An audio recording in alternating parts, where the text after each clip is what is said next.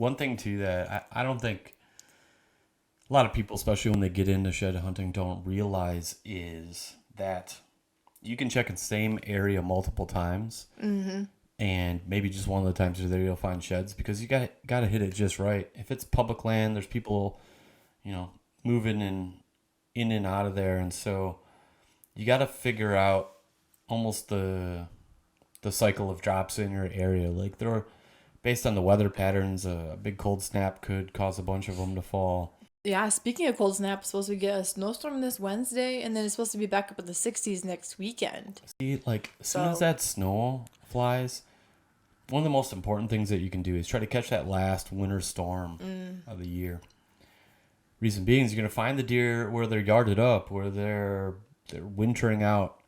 This year's been a little bit weird, might be a little different, but mostly you can find those last areas where they're bedded up, and if you can kind of triangulate that with topo maps or looking at it on your GPS or the various apps that you have nowadays, you can kind of figure out where the fields are. You can look for the trails that are heading in the direction, and then trying to find like little areas where they might bed. I know here in Wisconsin, the way the winds are coming from the north, a lot of south-facing ridges are really popular this time of year for finding sheds because they'll lay up on them. It'll block the wind, yeah. and then they'll be above the melting, so that way it's a dry side.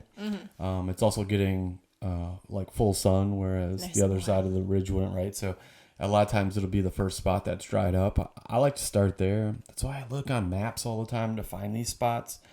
Like today we were walking around and you went your direction and I went my direction, but my whole purpose was I wanted to walk up to that ridge line and then I wanted to walk all the way back to the last post of public Yeah, because I you're wanted to more see like how far